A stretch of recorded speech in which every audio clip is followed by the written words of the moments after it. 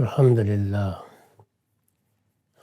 للہ رب العالمین والصلاة والسلام علی محمد الامین فاعوذ باللہ من الشیطان الرجیم بسم اللہ الرحمن الرحیم۔ خواتین و حضرات، ہم سورہ فرقان کی آیت 51 سے سورہ کا مطالعہ کر رہے ہیں۔ اس سے پیچھے یہ بیان ہوا کہ اس قرآن کو ہم نے اس طرح نازل کیا ہے کہ اس میں تمام مضامین مختلف اسلوبوں سے بیان فرمائے ہیں۔ مضامین تو ظاہر ہے چند ہی ہیں۔ آخرت کی تذکیر ہے، ذات باری کا تعارف ہے، اللہ تعالیٰ کی صفات کا بیان ہے، اور وہ چند احکام بیان کیے گئے ہیں جن کی پیروی کر کے ہم اپنے ظاہر و باطن کو پاکیزہ بنا سکتے ہیں، لیکن ان کو مختلف پیرایوں میں بیان کیا ہے، مختلف طریقوں سے بیان کیا ہے۔ چنانچہ فرمایا تھا کہ ہم نے اس قرآن کو ان کے درمیان طرح طرح سے بیان کیا ہے، اور اس کی وجہ یہ بیان کی تھی تاکہ یہ یاد دہانی حاصل کریں۔ یعنی مقصد صرف ایک بات بتا دینا نہیں ہے، بلکہ ان کو بیدار کرنا ہے، متنبہ کرنا ہے۔ وہ چیزیں جن کو یہ فراموش کیے ہوئے ہیں انہیں یاد دلانا ہے۔ اس پر پھر تبصرہ کیا تھا کہ مگر اکثر لوگ ناشکری کے بغیر نہیں رہتے۔ یعنی ہونا تو یہ چاہیے تھا کہ یہ لوگ اپنے پروردگار کے شکر گزار ہوتے ہیں۔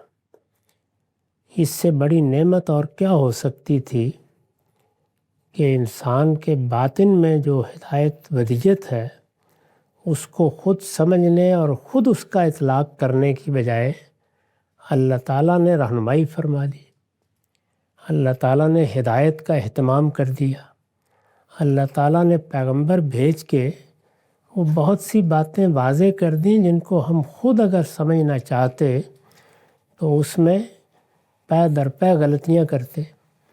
اس پر ان کو شکر گزار ہونا چاہیے تھا، مگر اکثر لوگ ناشکرے ہی ہوتے ہیں۔ ارشاد ہوا وَلَوْ شِئْنَا لَبَعَثْنَا فِي كُلِّ قَرْيَةٍ نَذِيرًا، اگر ہم چاہتے تو ان کی ہر بستی میں ایک خبردار کرنے والا بھیج دیتے۔ یعنی ہمارے لیے یہ کیا مشکل ہے کہ ہر جگہ پر ہر دوسرے دن ایک پیغمبر کھڑا کر دیں، اس کو وحی کریں، اس کو کہیں کہ لوگوں کو متنبہ اور خبردار کرو۔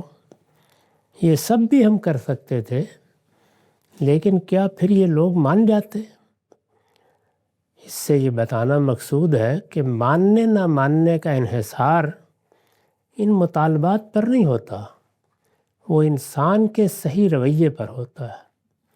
اسی لیے ہم بار بار متوجہ کرتے ہیں کہ اگر انسان سلیم الفطرت ہے، صحیح بات کو سمجھنا چاہتا ہے، تو اتنی ہدایت بھی بہت کافی ہے جو اللہ تعالیٰ نے اس کے اندر ودیت کر کے اس کو پیدا کر دیا ہے۔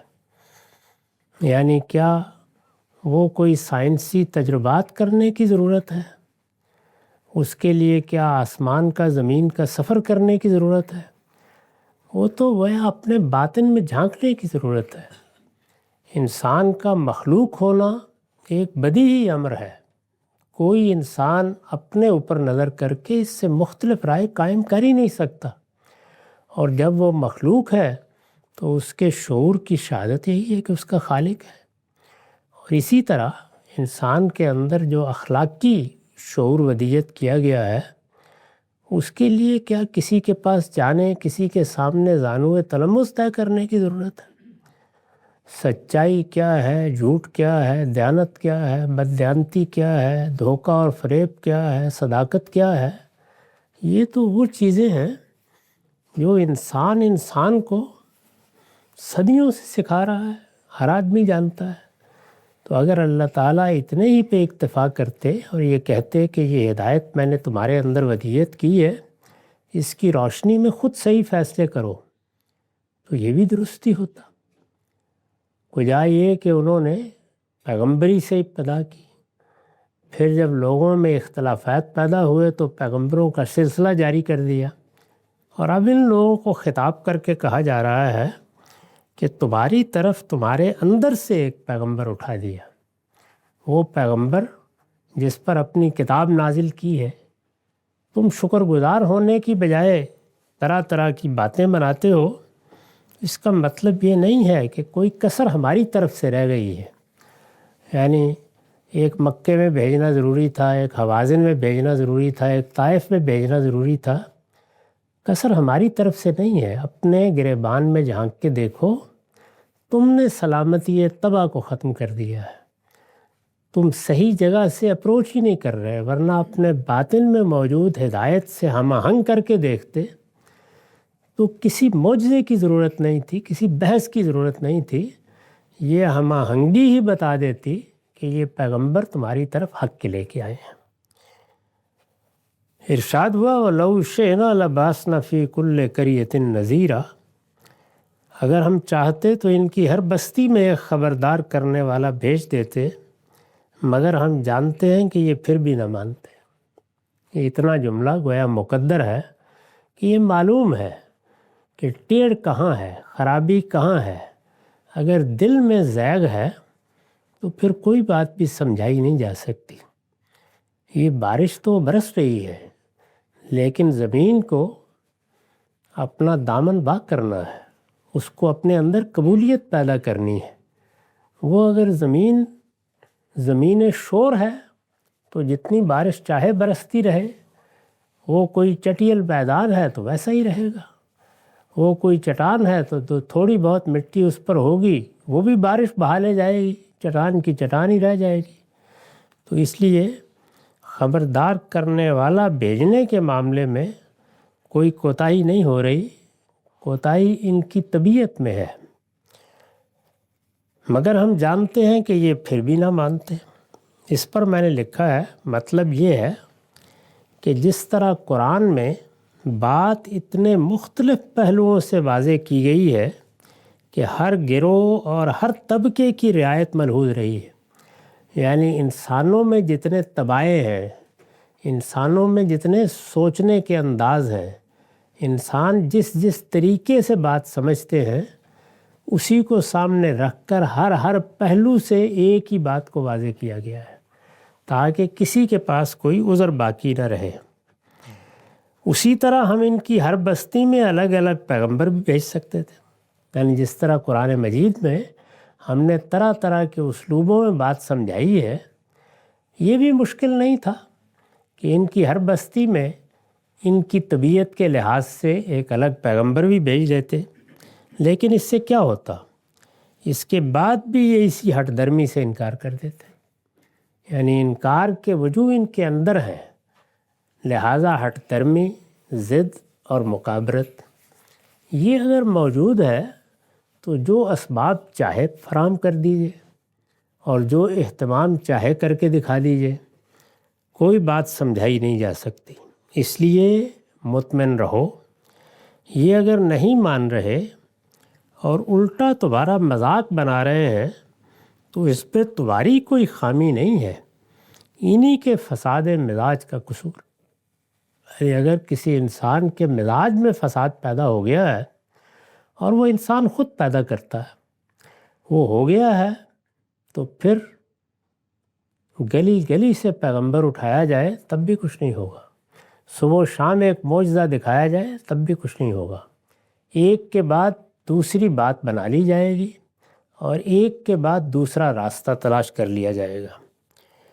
یہ تمہاری قدر پہچانتے تو کبھی ایسی باتیں نہ کرتے، یعنی اگر ان میں حق طلبی کا جذبہ ہوتا تو شکر گزار ہوتے کہ ہمارے اندر سے پروردگار نے ہزاروں سال کے زمانہ فطرت کے بعد ایک پیغمبر اٹھا دیا، اس سے بڑی نعمت اور کیا ہو سکتی ہے؟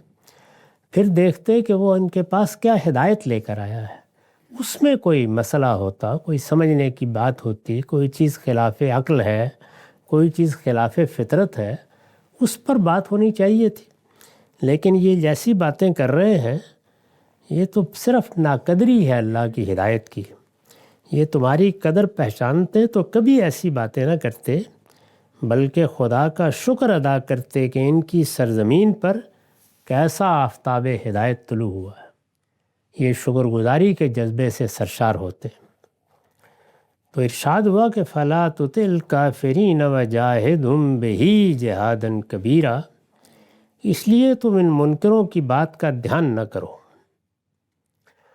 یعنی جو کچھ یہ مطالبے کر رہے ہیں ان کو بس ان پر چھوڑ دو، اپنی ذمہ داری پوری کرو، ہدایت پہنچاؤ، ان کی کسی بات کی طرف دھیان کرنے کی ضرورت نہیں ہے۔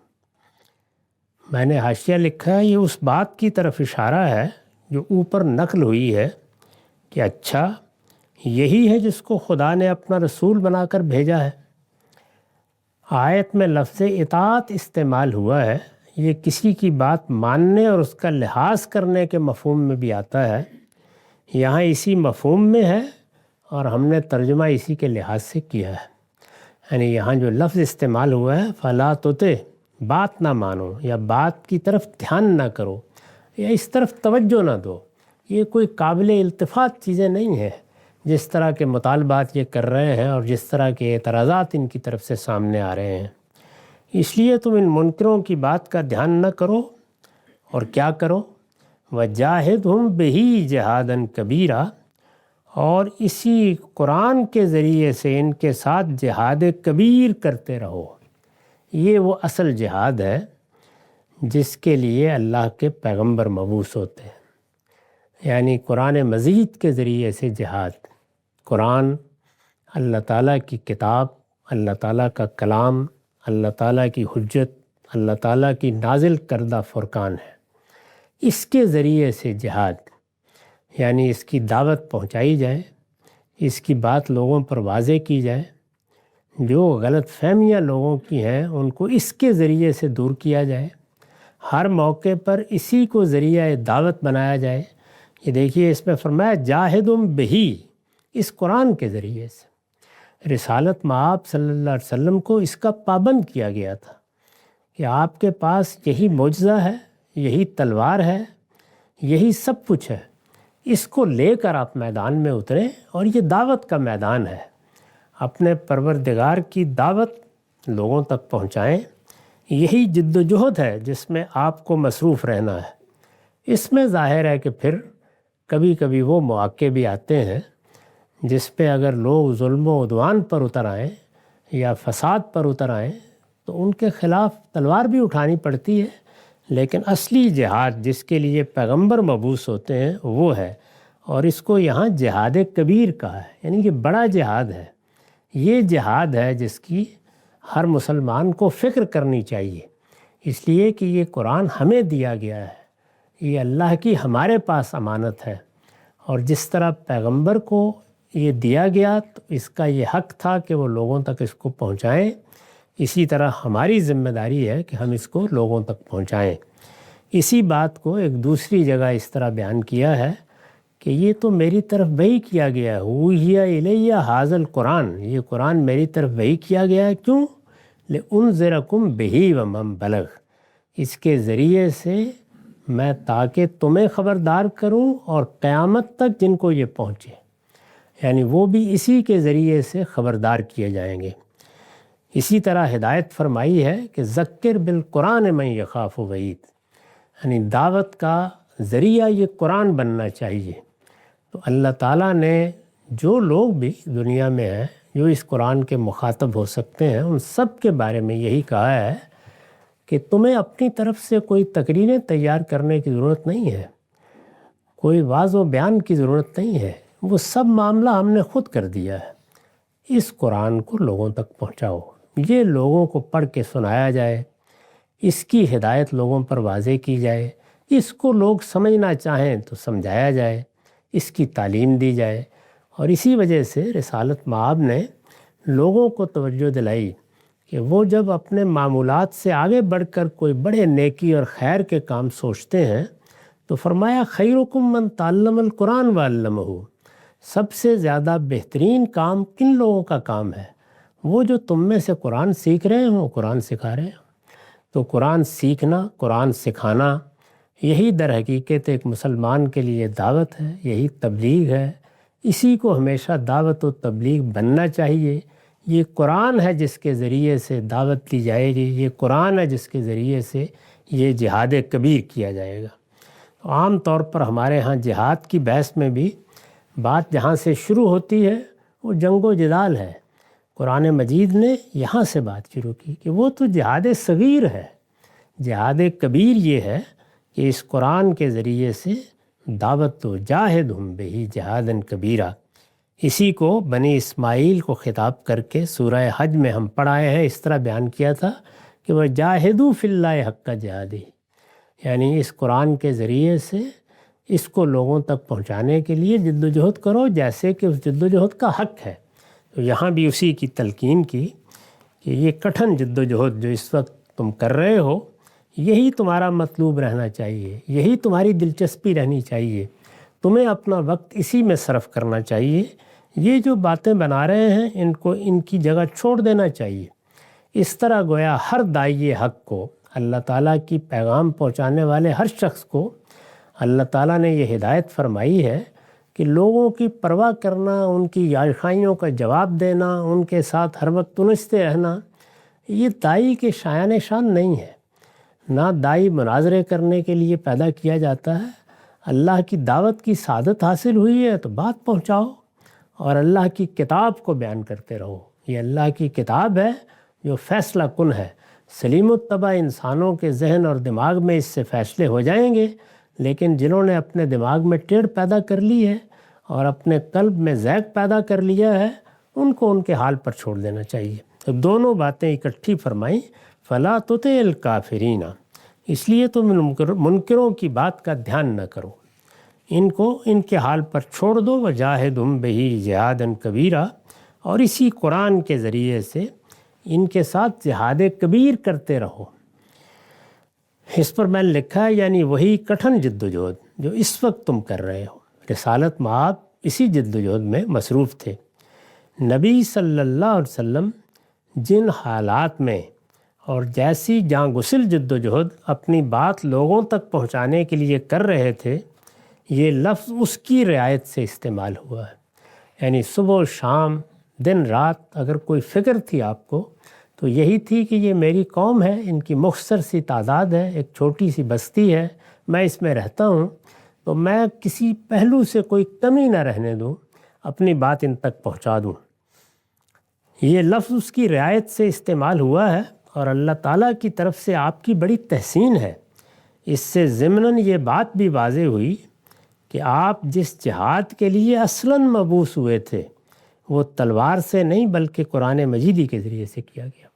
یعنی تلوار کا جہاد تو کسی موقع پر ہوتا ہے اور وہ ظلم و عدوان کے خلاف، فساد کے خلاف کیا جاتا ہے، ورنہ عام حالات میں ہمیں جس جہاد کا حکم دیا گیا ہے وہ یہ قرآن کے ذریعے سے جہاد ہے، جاہد بہ جہادا کبیرا۔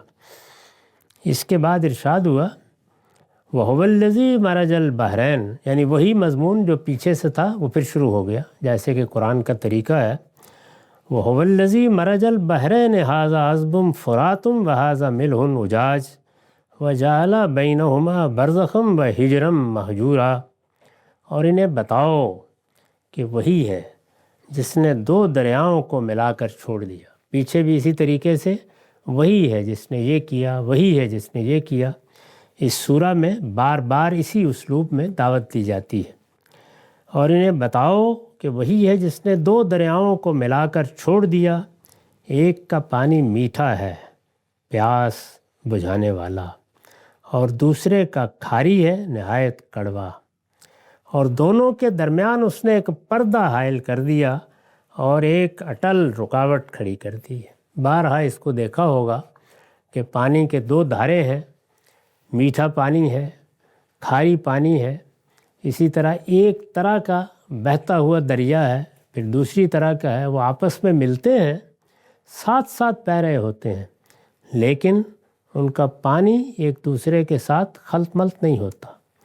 تو اللہ تعالیٰ نے یہ بتایا کہ میں اس طریقے سے تمہارے لیے جگہ جگہ اہتمام کرتا ہوں۔ کھاری پانی کی ضرورت جہاں ہے اس کو میٹھا پانی کبھی خراب نہیں کرتا، اور میٹھے پانی کی ضرورت جہاں ہے اس کو کھاری پانی کے ساتھ میں ملنے نہیں دیتا۔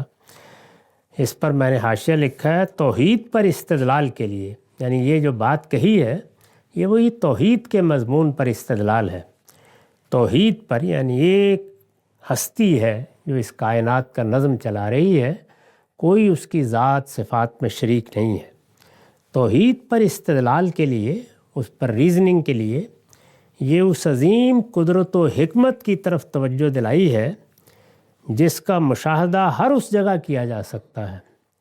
یعنی اللہ تعالیٰ کی دی ہوئی آنکھیں، اللہ تعالیٰ کے دیے ہوئے کان، سماعت، بصارت کی قوتیں یہ اسی لیے ہیں کہ انسان دیکھے، مشاہدہ کرے کہ اس دنیا میں عظیم قدرت اور عظیم حکمت کا کیسے ظہور ہوا ہے۔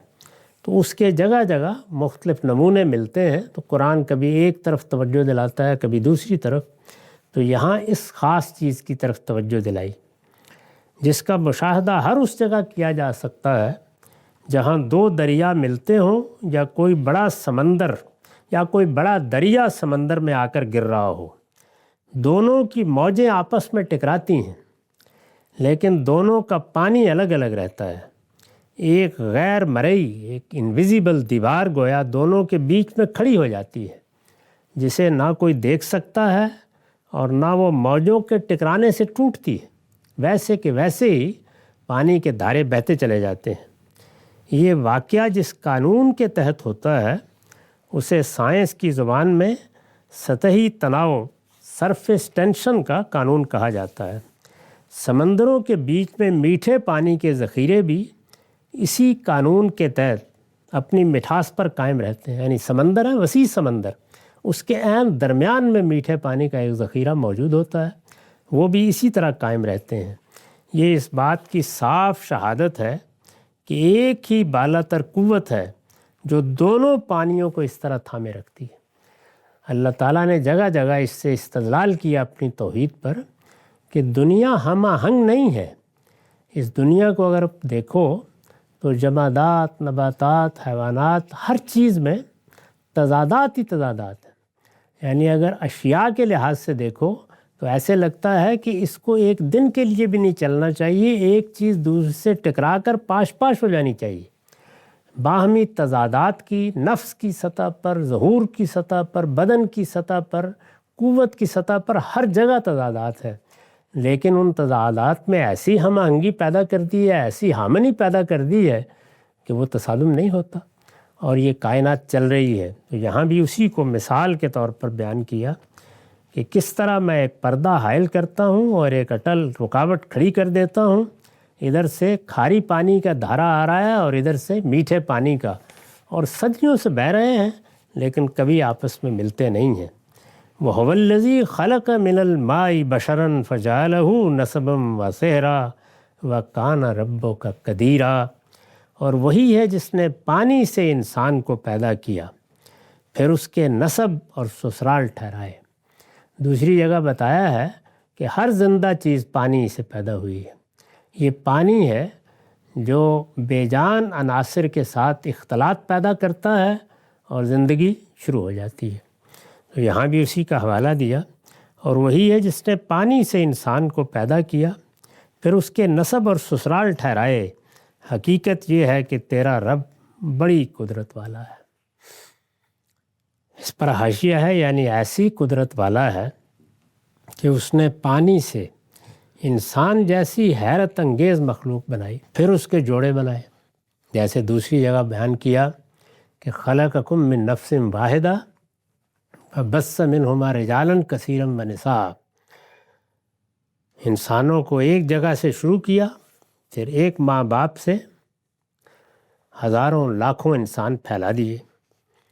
یعنی ایسی قدرت والا ہے کہ اس نے پانی سے انسان جیسی حیرت انگیز مخلوق بنائی، پھر اس کے جوڑے بنائے، اور اب انہی کو ملا کر ایک طرف بیٹے اور پوتے پیدا کرتا ہے جو دوسرے گھروں سے بہویں لاتے ہیں، اور دوسری طرف بیٹیاں اور نواسیاں پیدا کرتا ہے جو بہویں بن کر دوسرے گھروں میں چلی جاتی ہیں، جس سے خاندان اور خاندانوں سے قومیں وجود میں آتی چلی جاتی ہیں۔ یعنی اگر اس پر غور کر کے دیکھا جائے تو ایک ایسا نظم بنا دیا ہے جو وابستہ اس کے کوئی زبردستی نہیں کرتا، لیکن آپ سے آپ اسی ہم آہنگی کے ساتھ آگے بڑھتا چلا جا رہا ہے۔ یہ انسانی جوڑے اگر ان پہ غور کریں، یہ زوجین ہیں، جوڑے ہیں، یہ انسانی جوڑے بظاہر ازداد ہیں، یعنی ان میں کوئی ہم آہنگی بظاہر نہیں ہے، دو الگ الگ شخصیت ہیں، مزاج، طبیعت، استاد طبع، پرورش، ہر چیز الگ الگ، لیکن انہی ازداد کے اندر وابستگی اور پیوستگی اور اس سے نسبی اور سحری رشتوں کا ظہور، یعنی وہ سارے ازداد مل جاتے ہیں، طبائع پھر ہم آہنگ بھی ہو جاتی ہیں، ملنے کے مواقع بھی پیدا ہو جاتے ہیں، پھر زندگی شروع ہو جاتی ہے، اور پھر اس سے نسب اور سحر کے رشتے پیدا ہونے شروع ہو جاتے ہیں۔ وہ رشتے اتنے قوی ہوتے ہیں کہ انسان کو مضطرب کر دیتے ہیں، وہ اس کو بڑی سے بڑی قربانی دینے پر آمادہ کر دیتے ہیں۔ یہ اس حقیقت کا واضح ثبوت ہے کہ ایک ہی حکیم و قدیر ہے جس کا ارادہ اس پوری کائنات میں کار فرما ہے، اور اس کے مقابل میں کوئی نہیں جو ان ازداد کو وابستہ ہونے سے روک دے۔ تو یہ پھر توحید پر ایک دوسرے پہلو سے استدلال فرمایا کہ وہی پروردگار ہے، تنہا وہی ہے جس کی اس کائنات میں بادشاہی ہے۔ تم اجزاء میں اتر کر دیکھو، جہاں جہاں قوت کا ظہور ہو رہا ہے ہر جگہ اس کی نشانیاں دیکھ سکتے ہو۔ فرمایا یہ تو اس پروردگار کا تعارف ہے، یہ اس کی ہدایت اور اس کی کرم فرمائی ہے، یہ وہ اس کائنات میں کر رہا ہے، لیکن یہ کیا کر رہے ہیں؟ وَيَعْبُدُونَ مِن دُونِ اللَّهِ مَا لَا يَنْفَعُهُمْ وَلَا يَضُرُّهُمْ۔ وہ تنہا اس کائنات میں یہ عنایتیں فرما رہا ہے، لیکن ان کا حال یہ ہے کہ اللہ کو چھوڑ کر یہ ان چیزوں کی بندگی کر رہے ہیں جو ان کو نہ نفع پہنچا سکتی ہے نہ نقصان، یعنی وہ معبود بنا لیے ہیں جن کا نہ خلق میں کوئی حصہ نہ اس کائنات کو چلانے میں کوئی حصہ، اپنی طرف سے توہمات پیدا کیے، ان توہمات کو اپنے خیالات کی شخصیات میں تبدیل کیا، اپنے مفروضات کو علامتیں دے کر ان کے بت بنائے، انہی سے اپنے مندر سجا لیے۔ کیا کیا انہوں نے؟ لیکن ان کا حال یہ ہے کہ اللہ کو چھوڑ کر یہ ان چیزوں کی بندگی کر رہے ہیں جو ان کو نہ نفع پہنچا سکتی ہیں نہ نقصان۔ اور فرمایا وَكَانَ الْكَافِرُ عَلَىٰ رَبِّهِ ظَهِيرًا، اور یہی نہیں، یہ منکر تو اب اس سے آگے اپنے رب کے حریف بنے ہوئے ہیں۔ یعنی ایک تو یہ کہ شرک اختیار کیا، دوسرے یہ کہ ایک ایسی چیز اللہ تعالیٰ کی طرف منسوب کر کے بیان کی جو سری جھوٹ تھی، من گھڑت، جس کی کوئی حقیقت نہیں تھی۔